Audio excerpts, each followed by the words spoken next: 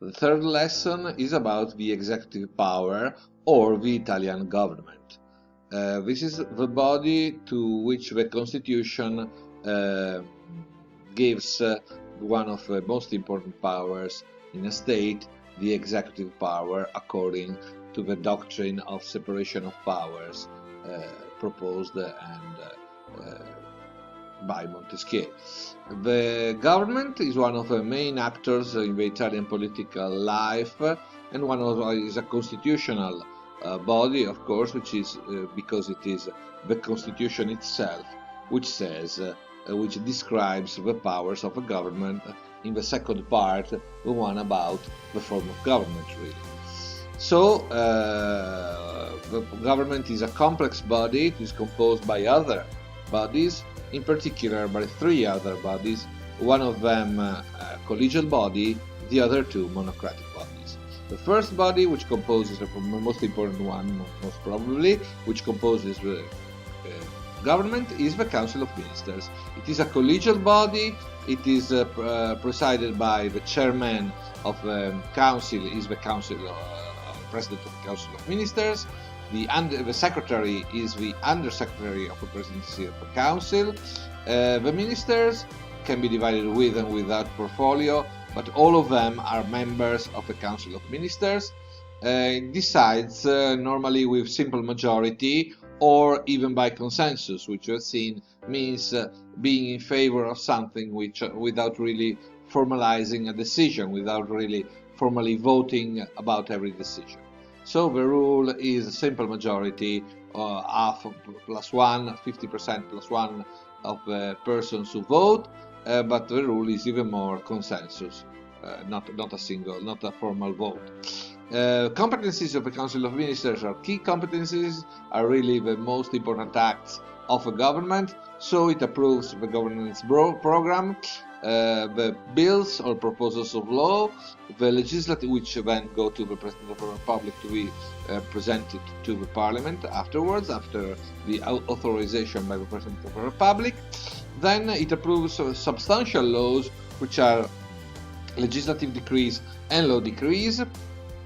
It decides upon which law should be conditioned by a vote of confidence. So it decides to put the vote of confidence on one of the laws proposed by the government or proposed by someone else.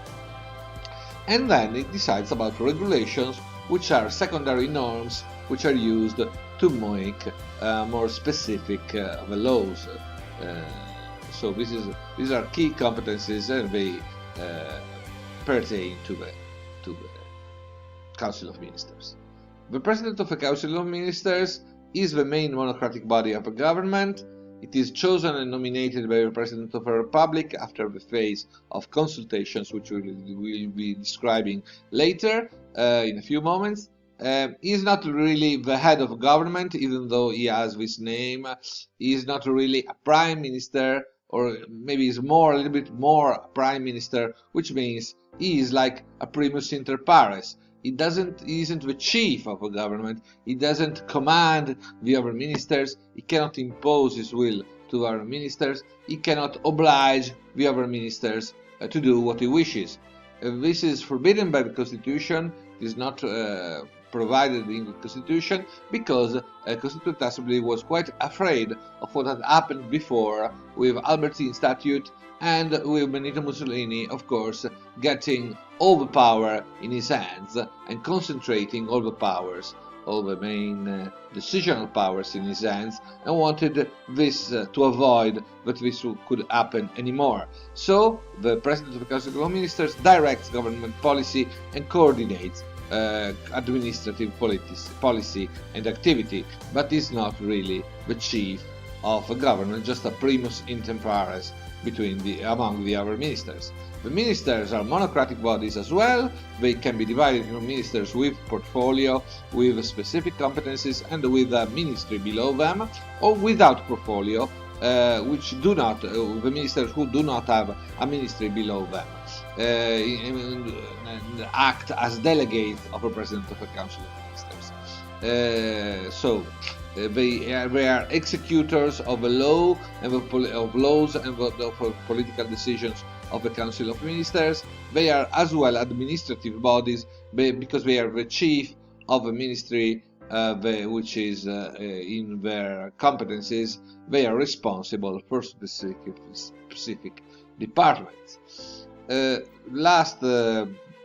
These are the ministries assigned, the departments assigned to ministers with portfolio: see economy, internal affairs, foreign affairs, international cooperation, and so on and so forth.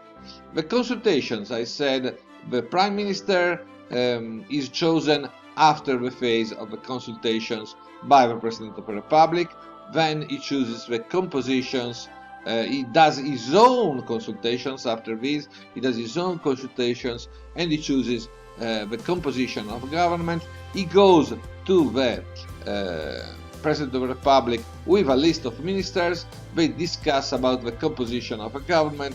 The President can put his veto, even though it is not formally provided by the Constitution. It is quite clear, and it has happened before, but the President of the Republic can veto one or more ministers for motivated reasons, and the last time he also expressed the reasons to the public with a message to the public to say why he was against the nominee of one or more ministers.